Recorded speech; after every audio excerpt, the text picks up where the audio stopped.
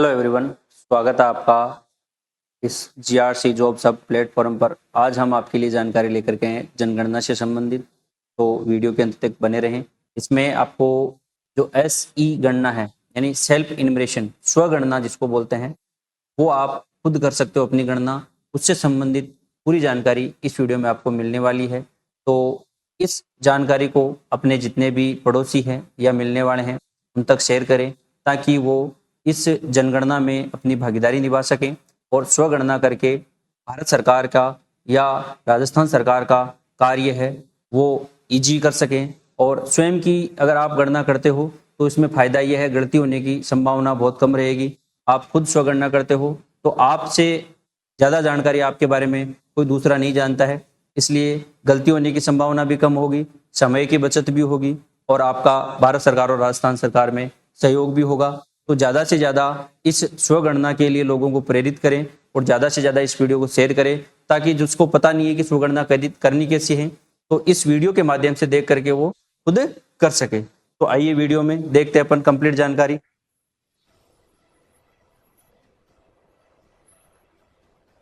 2027 में ये जनगणना होने जा रही है। इसके 2 चरण हैं। पहले चरण की अपन बात करें, मकान जो जनगणना का कार्य है, मकान गणना का कार्य है वो चल रहा है। वो सेल्फ एन्यूमरेशन आप 1 मई से 15 मई तक खुद कर सकते हैं। उसके बाद में 16 मई से 14 जून तक परगणक आपके घर आकर के करेंगे। जिन लोगों के पास सुविधाएं हैं उनका फ़ायदा लें। अगर आपके पास मोबाइल कंप्यूटर है तो उसके माध्यम से आप स्वगणना कर सकते हैं। अगर नहीं भी है, जिन लोगों के पास स्मार्टफोन नहीं है तो वो निश्चिंत रहें, आपकी स्वगणना परगणक कर देंगे। भारत की जनगणना में पहली बार स्वगणना यानी ये जो स्वगणना है ये भारत में पहली बार होने जा रही है, जिसकी आप स्वयं कर सकते हो अपनी गणना।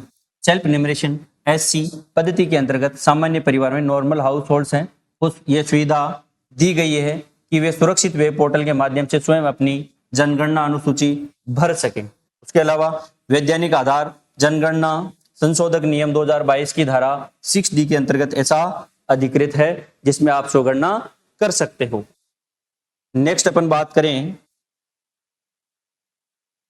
समय अवधि क्या रहने वाली है, तो राज्य में प्रथम चरण के फील्ड कार्य के आरंभ होने से 15 दिन पूर्व यानी कि 1 मई 2026 से 15 मई 2026 तक पोर्टल उपलब्ध रहेगा।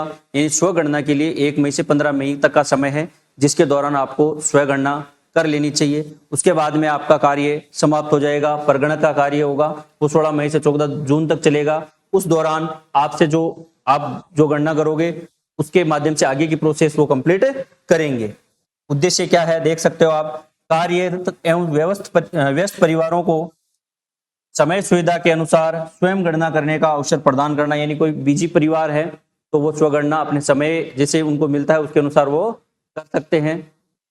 नेक्स्ट महत्वपूर्ण क्या है इसमें, स्वगणना से परगणक का फील्ड कार्य समाप्त नहीं होता है, उनके द्वारा एससी आईडी की जांच और सत्यापित किया जाना अनिवार्य है। यानी कि आप जब एससी आईडी क्रिएट कर लोगे, ये पूरा फॉर्म फिल कर दोगे, उसके बाद में भी परगणक आपके घर आएंगे। एक एससी आईडी जो आपको लास्ट में मिलेगी फॉर्म भरोगे तो वो एससी आईडी परगणक को देनी है। परगणक उसमें अगर कोई संशोधन होगा तो संशोधन करेगा, नहीं है तो उसको आगे फॉरवर्ड करेगा। नेक्स्ट है स्वगणना एक वेब पोर्टल के माध्यम से की जानी है जो डेस्कटॉप स्मार्टफोन पर कार्य करता है। पोर्टल आप यहां से देख सकते हो https://sc.census.gov.in। ये आपको कंप्यूटर पर दिखने वाला है और ये आपको मोबाइल पर दिखने वाला है। ये दोनों पोर्टल के माध्यम से आप स्वगणना कर सकते हो। इस प्रकार का इंटरफेस आपको देखने को मिलेगा। नेक्स्ट अपन बात करें कि स्वगणना की जो प्रक्रिया है उसमें क्या क्या चीजें आपको चाहिए। देखो आप यहाँ देख सकते हो, मोबाइल नंबर से लॉगिन करना है और अपनी भाषा का चयन करना है। सबसे पहले आपको मोबाइल नंबर लिखना है। मोबाइल नंबर लिखने के बाद में आपको लैंग्वेज का चयन करना है, उससे आपका लॉगिन हो जाएगा। उसके बाद में आपको मानचित्र पर वांछित स्थान चिन्हित करना है, यानी कि आपको मैप में अपने घर की एग्जैक्ट लोकेशन सिलेक्ट करनी है। उसके बाद में आपसे जो क्वेश्चंस पूछे जाएंगे, लगभग 32 क्वेश्चन है जो आपको भरना है। तो 32 क्वेश्चंस की संबंधित क्वेश्चंस है और उनके आंसर भी है। उनमें से आपको एक सेलेक्ट करना होगा। आपको बहुविकल्पीय चीजें मिलेगी, उनमें से आपको सेलेक्ट करना होगा। यानी आपको मन से कुछ नहीं लिखना है, सब चीजें आपके सामने व्यवस्थित होगी तो उनमें से देख करके आपको करना है। तो ये आप देख सकते हो। उसके बाद में परगणक द्वारा जांच और सत्यापन संपादन, यानी कि ये आप कंप्लीट करने के बाद में आपको एक रेफरेंस आईडी यानी एसई आईडी मिलेगी। सेल इनविटेशन आईडी मिलेगी, उसको आपको सुरक्षित रखना है। जब प्रगणक आपके घर आएंगे 16 मई के बाद में, तो उनको वो देनी है, ताकि आपका काम भी इजी हो जाए, उनका काम भी इजी हो जाए। उसके बाद में नेक्स्ट आगे का काम है जो प्रगणक और पर्यवेक्षक का है। नेक्स्ट आप देख सकते हो, राज्य संघ क्षेत्र का चयन करें, चयन करना आवश्यक है। यानी आपको स्टेट सेलेक्ट करनी है, आप किसी स्टेट से, जैसे राजस्थान से तो राजस्थान सेलेक्ट करना है। अगर नहीं करोगे, जैसे मान लो आपने यहाँ सेलेक्ट नहीं किया, कैप्चा डाल दिया केवल, तो केवल कैप्चा डालोगे तो इस प्रकार से एरर आ जाएगा ऑथेंटिकेशन फील्ड का कि आपने स्टेट सेलेक्ट नहीं किया है। सेम दूसरा आप यहाँ देख सकते हो, जैसे मान लो स्टेट तो आपने सेलेक्ट कर लिया राजस्थान, लेकिन अगर आपने ये कैप्चा है ये सही से यहाँ नहीं लिखा है, तो आपके पास इनवैलिड कैप्चा का मैसेज आएगा, तो ये आप देख सकते हो। तो दोनों चीज आपकी सही होनी चाहिए, दोनों चीज, राजस्थान जैसे आपने सेलेक्ट कर लिया, कैप्चा सही लिखा है, तो उसके बाद में आपको वेलकम मैसेज आएगा, स्वागत का मैसेज आएगा। उसके बाद में उसको क्या करना है, ओके पे क्लिक करना है।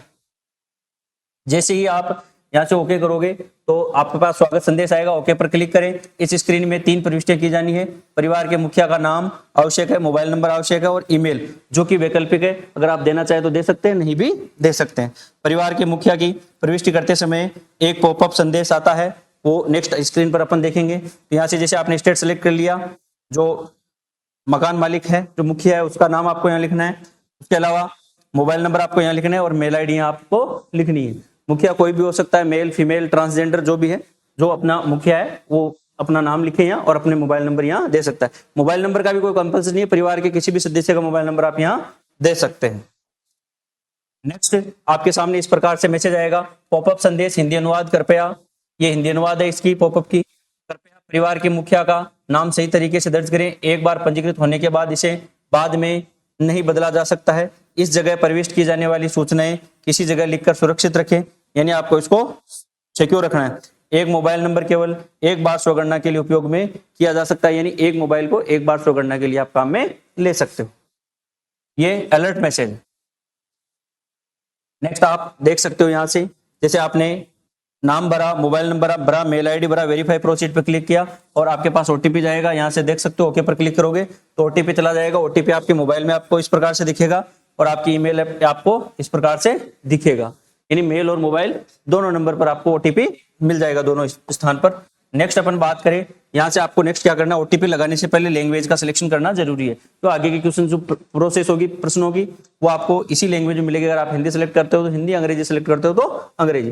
तो आपकी जो भी लैंग्वेज है वो यहाँ से आप लैंग्वेज सेलेक्ट करें। उसके बाद में ओटीपी यहाँ आपको लिखना है, और जैसे ये लैंग्वेज का एरर दे दिया कि आपने लैंग्वेज सेलेक्ट नहीं की, तो ये लैंग्वेज का एरर दे देगा। नेक्स्ट, जैसे आपने लैंग्वेज सेलेक्ट कर ली यहाँ से हिंदी, ओटीपी आपने भर दिए, वेरीफाई पे आपको क्लिक करना है और उसके बाद में इस प्रकार का मैसेज आएगा, यस पे क्लिक करोगे। और अगर मान लो आपको लॉग आउट करना है तो लॉग आउट का आ जाएगा, यस पे क्लिक करोगे तो आगे की प्रोसेस आ जाएगी। यहाँ से बेसिक जो अक्सर पूछे जाने वाले प्रश्न है वो भी आपको देखने को मिल जाएंगे, तो यहाँ से वो देख सकते हो आप, वहां पर भी आपको जानकारी मिलेगी। उसके अलावा इसमें क्या क्या चरण रहने वाले हैं, तो देखो स्थान का विवरण। स्थान का विवरण है मतलब आप गूगल मैप से अपने मकान की एग्जैक्ट लोकेशन यहाँ सेलेक्ट करनी है। अगर लोकेशन गलत हो गई तो फिर आपका ये कार्य करने का कोई मतलब नहीं रहेगा, इसलिए आप विशेष तौर से ध्यान रखें, आपका जो मकान है उसी स्थान पर जा करके इसको सिलेक्ट करना है। मैप को एग्जैक्ट लोकेशन आपको यहाँ से सिलेक्ट करनी है। जनगणना घर का विवरण, आपके घर का विवरण देना है। सामान्य जानकारी है वो देनी है। सुविधाएं आपके पास क्या क्या वो देनी है। परिसंपत्तियों के बारे में देना है। और पुनरावलोकन का मतलब आप फिर से इसको जो भी जिसे बढ़ते हो उनको फिर से देख सकते हो। तो यहाँ देख सकते हो आपको स्टेट आ गया, यहाँ आपको जिला सेलेक्ट करना है, पिन कोड सेलेक्ट करना है और आपका लैंडमार्क यहाँ लिखना है और फिर खोजे पर क्लिक करना है।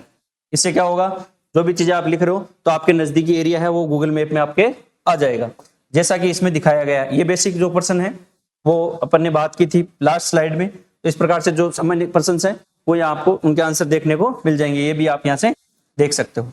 नेक्स्ट, जैसे मान लो आपने लॉग आउट करना है तो लॉग आउट के लिए ये बटन दिया गया है, यहाँ से आप लॉग आउट भी कर सकते हो। पोर्टल से किसी समय लॉग आउट किया जा सकता है। पोर्टल को हमेशा लॉग आउट बटन का उपयोग कर ही छोड़े जिससे सेशन खुला न रहे। इसका मतलब ये है कि जब आपका काम कंप्लीट हो जाता है तो लॉग आउट जरूर करें। लॉग आउट करने से आपका सेशन खुला नहीं रहेगा, अगर आपको जरूरत पड़ती है तो फिर से लॉगिन आप कर सकते हो। इस चीज का आपको ध्यान रखना है।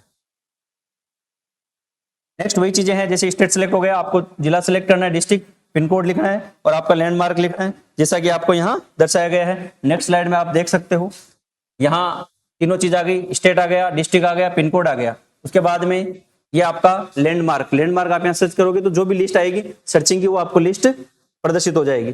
यानी आपका राज्य, आपने राज्य चुन लिया, जिला चुन लिया, पिन कोड आ गया, अपने आवास क्षेत्र या मोहल्ला का नाम टाइप करना है, जिसे आपका नजदीकी कोई गांव है, सिटी है, उसको या मोहल्ले का नाम टाइप करोगे तो वो इस पे आ जाएगा। आप देख सकते हैं कि मिलते जुलते नाम ड्रॉप डाउन लिस्ट में आने लगते हैं, इससे जो आप सर्च करोगे उससे मिलते जुलते आपके सामने आने लगेंगे। तो नेक्स्ट आपको खोजे पर क्लिक करना है, इधर आपको खोजे लिखा हुआ मिला, इस पर क्लिक करोगे तो आपके सामने वो मैप आ जाएगा। यहां से आपको चयन की गई लोकेशन मिल जाने पर संदेश प्रकट होगा, ओके पर क्लिक करें, यानी आप जो लोकेशन चाहते हो वो आपको मिल गई तो उसको सिलेक्ट करना है और ओके पर उसको ड्रैग करके, मतलब जहां आपका मकान है उस पर ले जा करके उसको सिलेक्ट करोगे और ओके पर क्लिक करोगे तो आपका ये सिलेक्ट हो जाएगा।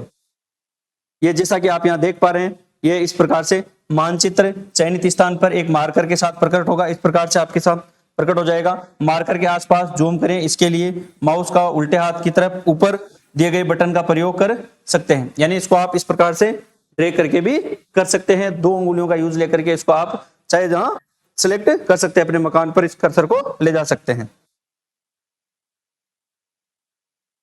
नेक्स्ट, अगर आप कार्य कर रहे हो उस दौरान इस प्रकार का मैसेज आए तो घबराना नहीं है, ये लॉग आउट का होता है। इसका मतलब क्या है कि अगर आप ज्यादा देर तक काम करते हो और सेशन पे इसको ऐसे ही छोड़ दिया तो लॉग आउट का मैसेज आता है। काम कर रहे हो तो नहीं आएगा, अगर आपका मोबाइल ऐसे कुछ देर के लिए आपने छोड़ दिया तो लॉग आउट का मैसेज आएगा। अगर आप लॉग आउट करना चाहते हो तो लॉग आउट पर क्लिक करें, अदरवाइज अगर आपको आगे की प्रोसेस कंप्लीट करनी है तो स्टे लॉगिन पर क्लिक करना है ताकि आपका सेशन लॉग आउट नहीं हो और आगे चलता रहे। नेक्स्ट, जैसा कि आप देख पा रहे हैं आपके मकान की एग्जैक्ट लोकेशन तो ये है, लेकिन आपका कर्सर यहाँ है तो इसको आप ड्रैग करके और इसको ले जा सकते हो इस लोकेशन पर, यानी मार्कर को अपने आवास या भवन पर ले जाना है तो उसके लिए आप 2 उंगलियों का प्रयोग करके ले जा सकते हो। जैसा कि आप देख पा रहे हो, पहले लोकेशन यहाँ दी गई थी, अब लोकेशन यहाँ है। मतलब क्या हुआ, ये आपके यहाँ से यहाँ ड्रैग करके सिलेक्ट कर लिया। इसका मतलब क्या, आप उन्हें स्थापित करने से चयन प्रक्रिया है उसको पुनः प्रारंभ कर सकते हैं और सहज और आगे बढ़ने पर क्लिक करें। यानी कि अगर ये भी सही नहीं है तो आप क्या कर सकते हो, पुनः स्थापित कर सकते हो। अगर आपका घर यही है, एग्जैक्ट लोकेशन सही है, तो आपको क्या करना है, सहज और आगे बढ़ने पर क्लिक करना है। नेक्स्ट प्रोसेस आती है आपके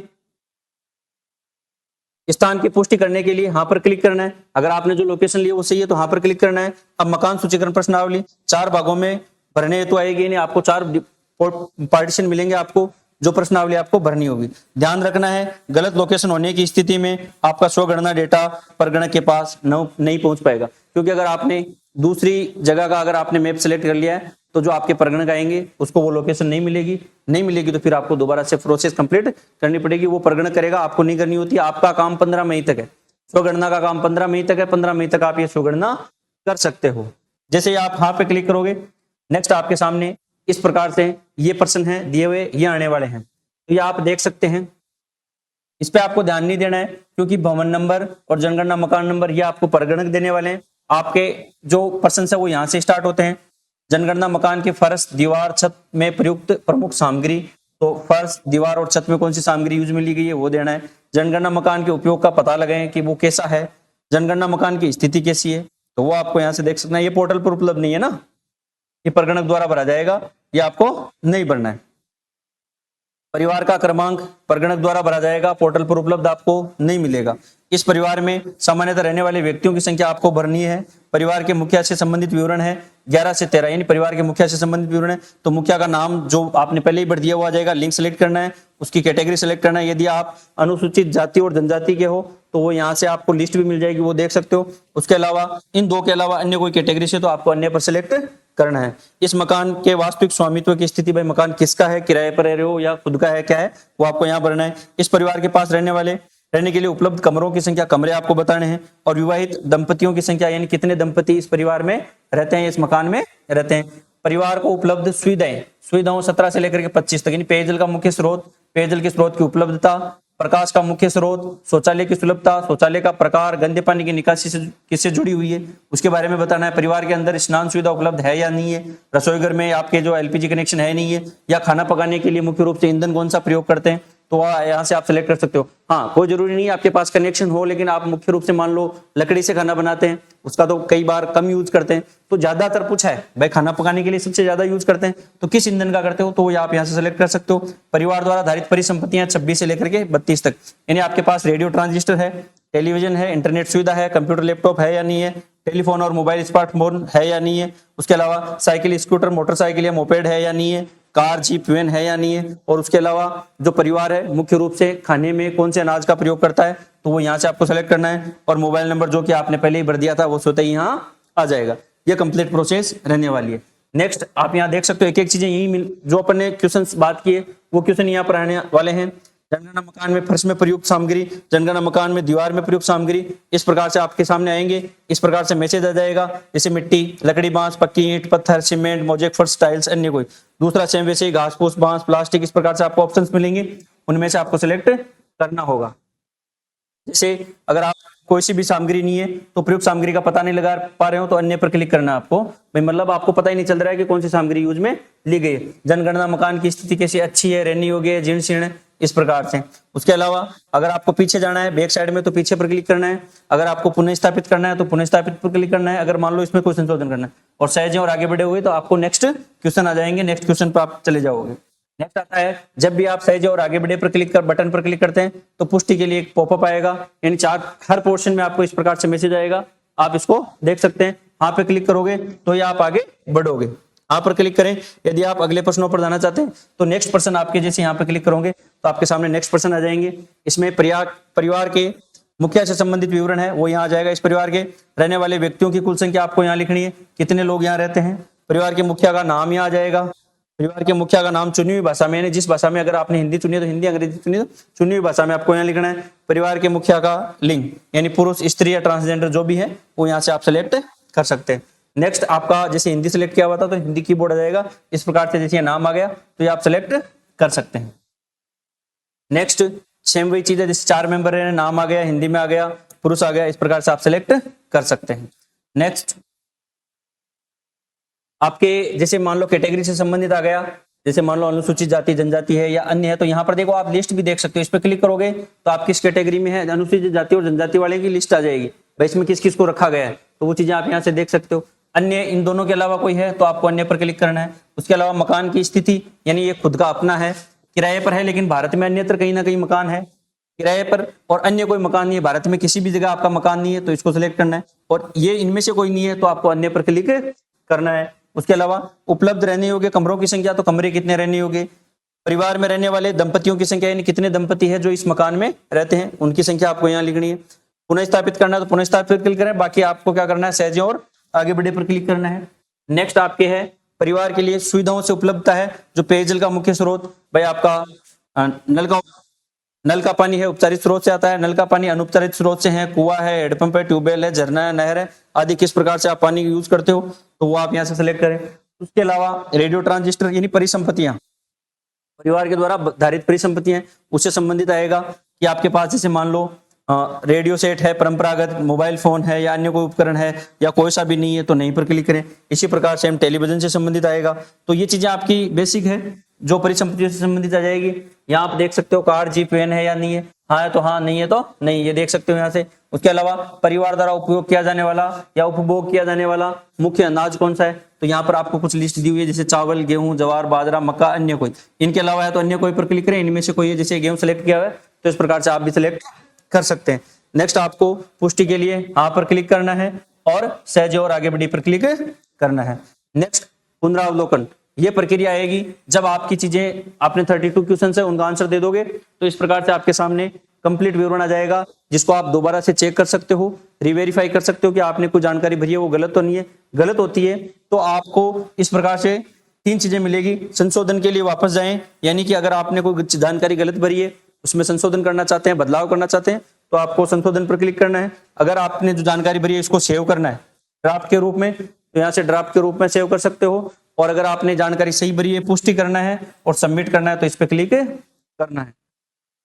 नेक्स्ट आप देख सकते हो यहाँ से इसको ड्राफ्ट में सेव किया गया है, तो ड्राफ्ट में सेव करोगे तो इस प्रकार का मैसेज आएगा, ड्राफ्ट के रूप में सेव करें पर क्लिक करने पर दर्शाया गया संदेश आ जाएगा, आप द्वारा भरी हुई सूचना का संपादन अंतिम रूप से जमा कराने का कार्य विकास किस दिनांक तक कर सकते हैं यह भी बताया जाएगा। यानी आपको ये बता देंगे कि ये तो चलो थोड़ा सा गलत है, बाकी 15/5/2026 इस प्रकार से आपके सामने मैसेज आ जाएगा कि यहाँ तक आपको इसको सबमिट करना अनिवार्य है, उसके बाद में सबमिट नहीं होगा। तो 15 मई से पहले इसको सबमिट करना होगा अगर आपने ड्राफ्ट में सेव किया है तो।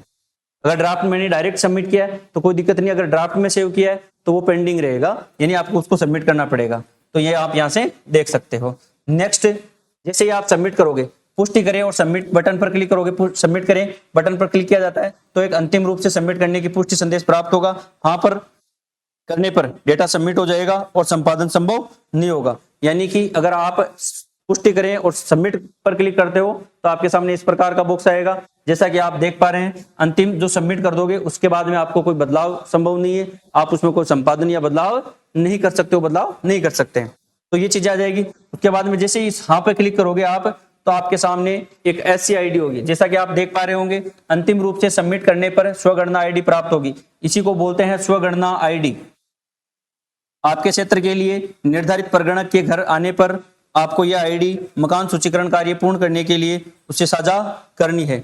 जैसा कि मैंने आपको बताया है कि इसके 2 चरण हैं। एक चरण में आपके मकानों की गणना होगी, यानी मकान का गणना से संबंधित कार्य होगा। एक में व्यक्तियों की गणना से संबंधित काम होगा। ये 16 मई से लेकर के 14 जून तक चलेगा। 1 मई से 15 मई तक आप खुद स्वगणना कर सकते हो। इसकी कंप्लीट प्रोसेस मैंने आपको बताई है। इस प्रकार से एक ऐसी ID प्राप्त होगी आपको जब आप इसको सबमिट करोगे। नेक्स्ट आपका काम क्या रहता है वो उसकी भी अपन चर्चा कर लेते हैं। तो इस प्रकार से आपके पास मोबाइल पे ये मैसेज आ जाएगा SC ID का, और मेल ID पर भी आ जाएगा।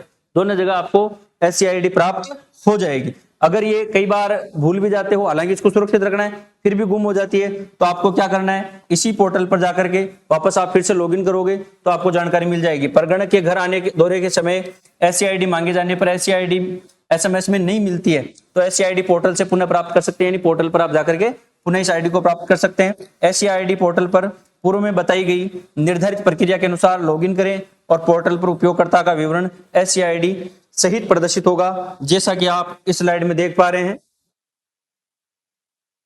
परिवार के मुखिया का नाम आ गया, मोबाइल नंबर आ गया, मेल ID आ गई और SC ID जो कि आपको परगणक को देनी है, दोबारा से आप प्राप्त कर सकते हो। परगणक इस ID के माध्यम से आपने जो सूचनाएं भरी है उनको देखेंगे, फिर भी अगर उनमें कोई बदलाव करना होगा तो परगणक के द्वारा आप उसमें बदलाव या संशोधन भी करवा सकते हैं। ये थी कंप्लीट जानकारी जनगणना सेल्फ एन्यूमरेशन स्वगणना से संबंधित। ये जानकारी आपको कैसे लगी कमेंट करके जरूर बताएं। फिर भी इसमें कोई चीज़ समझ में नहीं आई है तो आप कमेंट करके भी पूछ सकते हैं। इस वीडियो को ज़्यादा से ज़्यादा लोगों तक शेयर करें, अपने पड़ोसियों, मिलने वाले रिश्तेदारों तक शेयर करें, ताकि वो भी अपना सेल्फ एन्यूमरेशन स्वगणना कर सके। स्वगणना करने के फायदे की अपन बात करें तो ये देख सकते हो, आपके स्वयं के समय की बचत होगी, परगणक के समय की बचत होगी, और सबसे महान कार्य आप करने जा रहे हो। भारत सरकार का सबसे उत्कृष्ट कार्य है जनगणना से संबंधित, उसमें आप अपना सहयोग दे रहे हैं तो अपने आप को गौरवान्वित महसूस करें। इसके अलावा जो भी जानकारी आप साझा करते हो वो जानकारी है वो सही साझा करें और सही ऑथेंटिक डेटा है वही प्रोवाइड करवाएं, ताकि भारत सरकार की विकास कार्यों में जितनी भी नई योजनाएं या नए उपक्रम होने वाले हैं या नए उपक्रम चालू होंगे, संचालित होंगे, तो उसमें ये डेटा बहुत महत्वपूर्ण रहने वाला है। तो विशेष तौर से ध्यान रखें, आप जो भी जानकारी शेयर कर रहे हैं वो ऑथेंटिक और सटीक जानकारी शेयर करें। आपका डेटा गोपनीय और सुरक्षित है, इस चीज़ का भी आप विशेष तौर से ध्यान रखें। धन्यवाद।